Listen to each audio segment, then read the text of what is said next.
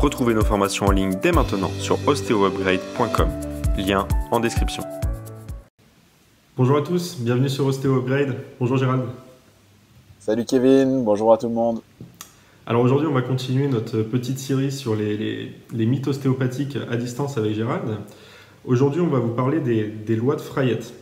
Alors moi, les lois de Frayet, je les ai surtout entendues en histoire, en cours d'histoire, je les ai peu étudiées sinon. Tu vas me dire si je dis des bêtises ou non, Gérald, mais donc ça date à peu près des années 1900, c'est ça, 1910, par Erichsen Frayet? Ouais, c'est ça, c'est à plus d'un siècle, ça a à peu près un siècle. C'est ça. Donc en gros, c'est des lois qui sont des principes utilisés en ostéopathie pour comprendre comment les vertèbres se déplacent et interagissent entre elles. Oui, tout à fait. À la base, c'était des travaux de Frayet qu'il avait fait sur des squelettes secs. Il était parti même d'une anatomie même animale. Et ensuite, il avait essayé de faire ça sur des squelettes secs humains, mais donc pas du tout vivants et basé uniquement sur une analyse entre guillemets mécanique, mais sans gravité, sans muscles, sans ligaments et surtout sans pattern, sans gravité vraiment quoi. Et c'est dans la recherche, ça a été ensuite beaucoup étudié. Alors pour ceux que ça intéresse, qui veulent chercher un peu sur PubMed, il faut pas taper forcément Frayet Laws. Il faudra surtout taper coupling, C-O-U-P-L-I-N-G, patterns, P-A-T-E-R-N-S, donc les patterns de couplement des mouvements vertébraux. Donc vous aurez pas mal d'études là-dessus. Il y a des études notamment de Panjabi, P-A-N-J-A-B-I, qui aujourd'hui font plus référence. Mais disons que ça a été quand même énormément étudié. C'est pas que Frayet qui a bossé là-dessus.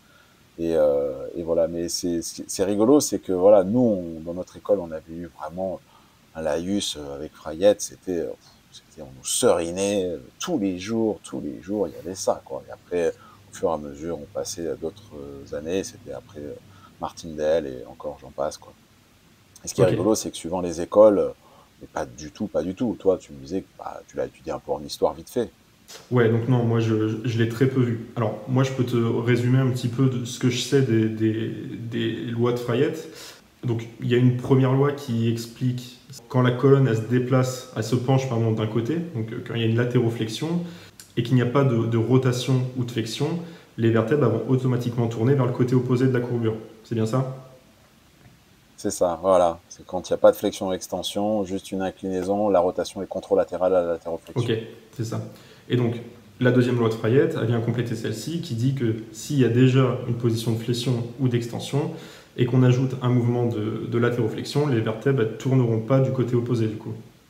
Oui, donc elles tourneront dans le côté dans la convexité, quoi. Non, concavité. Ok, ça Oui, marche. c'est-à-dire que quand les facettes sont en contact, soit par rapport à une flexion ou une extension, quand il y a une inclinaison, la rotation est homolatérale à l'inclinaison. Ok, ça marche. Et donc, la troisième loi, elle, a dit essentiellement que le mouvement d'une vertèbre peut affecter ou être affecté par le mouvement des autres vertèbres. Tout à fait. Et ça, d'ailleurs, c'est quelque part la seule véritable loi. Parce qu'en fait, ça, c'est vrai. Ça, c'est réel. Et c'est le principe, après, des manipulations en mouvement couplé. En fait, on va combiner des leviers entre eux pour minimiser l'amplitude du dernier levier qu'on va manipuler. Et ça, véritablement, c'est la seule qui est réelle, quoi. C'est quand on entame un mouvement, on diminue la possibilité des deux autres. Euh, Ça, pour le coup, c'est une loi. Mais les deux autres, on verra que pas vraiment. Ok. Donc moi, dans les recherches que j'ai fait un petit peu là qui évaluent la pertinence, on va dire, des lois de Frayet, j'ai surtout trouvé une étude de Gibbons qui date de 97, donc qui n'est pas toute récente non plus, et qui quand même remet beaucoup en cause cette approche, surtout par le fait que c'est pas évolutif. Ça prend pas en considération les connaissances actuelles au niveau anatomique et physiologique. Oui, oui, bien sûr, ça c'est sûr. Il y en a eu plein d'autres, hein, des études là-dessus. Déjà, je crois que c'était dans les années 90, il y avait eu Leroux et Desmarais qui avaient fait les études avec sur des radios, vous avez demandé justement à des gens de s'incliner. Et puis, en fait, donc, type première loi de Fayette. Et en fait, ils observaient qu'il y avait une rotation dans la convexité, autant qu'il y avait des rotations dans la concavité. C'était une fois sur deux, quoi. Donc, on peut pas parler d'une loi quand c'est une fois sur deux, quoi. Après, c'est surtout l'excellent article de Raphaël Zigara-Parodi et Laurent Fabre, c'était dans la revue de kinésithérapie de 2009, où ils ont vraiment fait une analyse critique de l'enseignement des techniques manipulatives basées sur les lois de Fayette, et ils sont allés regarder un petit peu aussi tout ce qui se faisait au niveau bioméca, et c'est là où c'était très intéressant. C'est par exemple, ne serait-ce que au niveau lombaire, comme voilà, je le disais, le roux et démarré ont démontré que bon, c'était une fois sur deux, c'était dans un sens ou dans l'autre. Ensuite, il y avait pas mal d'études sur la bioméca aussi, assez récentes. Nikolai Bogduk, qui est assez connu dans l'anatomie et la bioméca, surtout de la colonne lombaire et du sacrum. Et en fait, ils ont bien montré que les mouvements n'étaient pas aussi simples que 3 dimensions. C'est vraiment les 3 axes et les 3 plans. Donc il y a 5 mouvements couplés additionnels à un mouvement. C'est vraiment les différents, donc flexion, extension, inclinaison, rotation, mais après il y a tous les glissements antérieurs, postérieurs, latéraux, compression sur les 3 axes et les 3 plans.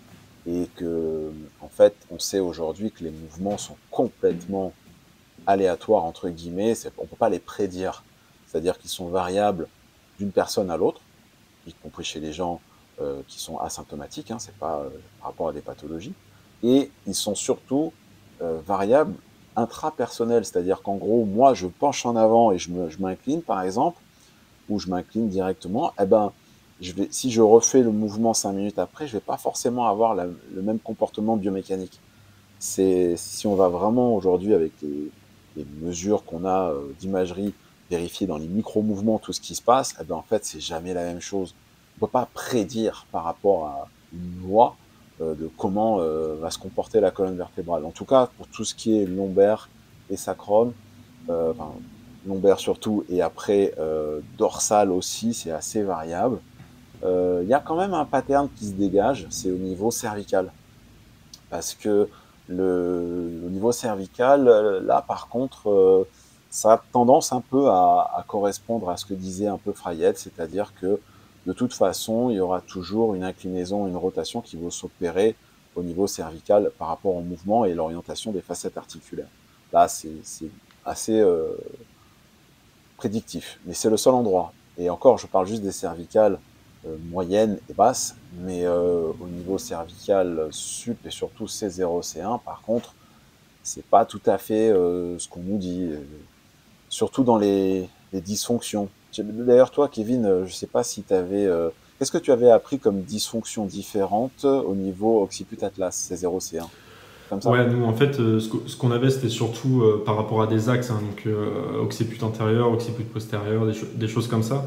Et ça sur toutes les articulations vertébrales. Ouais. Maintenant, c'est des modèles, moi personnellement, que j'utilise pas du tout en pratique. Oui, oui, on a laissé tomber ces modèles, bien sûr. Mais ce qui est intéressant, tu vois, pareil, nous, on avait appris occiput antérieur, postérieur, tout ça par rapport à la classe. Mais ce qui est intéressant, c'est que la rotation d'un occiput, parce que si on fait antérieur d'un côté, c'est que forcément, il y a une rotation qui s'opère. Eh ben, ce qui est intéressant, c'est que la rotation, même au scanner, n'est même pas objectivable au niveau Ouais. C0C1. C'est-à-dire que, et c'est super précis, un scanner, hein, je veux dire, mieux que nos petites mimines. Et c'est même pas objectivable. Le mouvement principal d'un occiput, c'est flexion-extension. Il n'y a pas de déplacement d'antérieur, postérieur, tel qu'on les objective. Et c'est ça qui est assez bizarre. C'est est-ce qu'on perçoit vraiment ce qui existe? Bon, c'est encore de débat.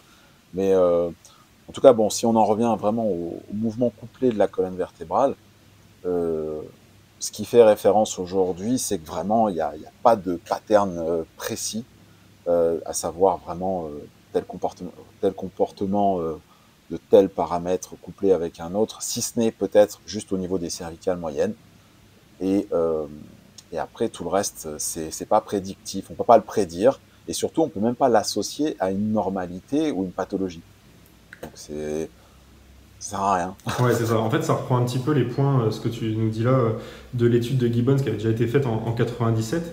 Alors que ça continue d'être enseigné aujourd'hui, c'est ça qui est assez marrant. Mais voilà, donc, le premier point moi, que j'ai repéré, c'est ce que tu nous disais, c'est que en gros, c'est un petit peu trop simplifié comme modèle, quoi. C'est simpliste et dépassé. Et aujourd'hui, il y a des interactions plus complexes qui existent et qui sont démontrées. Ensuite, il y a le deuxième point que j'ai remarqué, c'est le modèle prédictif. Effectivement, donc, les lois de Freyet, elles ont été utilisées un peu comme un modèle prédictif pour évaluer les dysfonctions vertébrales et la sélection des traitements, en fait, par l'ostéopathe.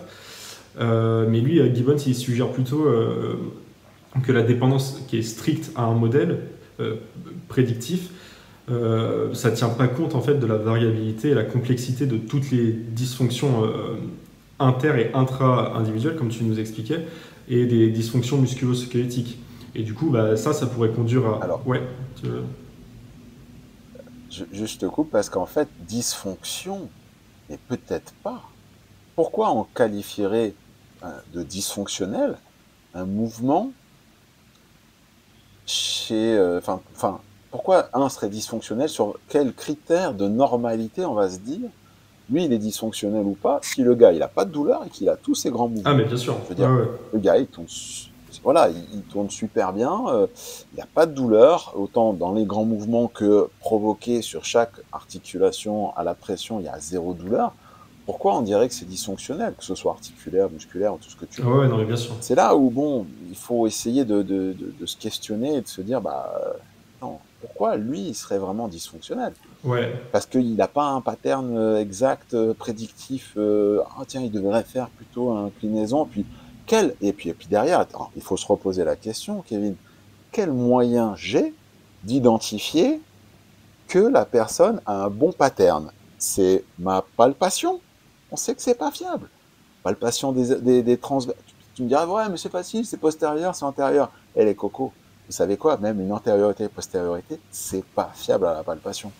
Donc, à un moment donné, il faut se poser la question, mais déjà, est-ce que la théorie est bonne? Est-ce que le pattern du mouvement couplé est vraiment si représentatif d'une normalité ou d'une pathologie? Et deux, qu'est-ce que j'ai comme moyen d'identifier vraiment si le pattern est présent ou pas?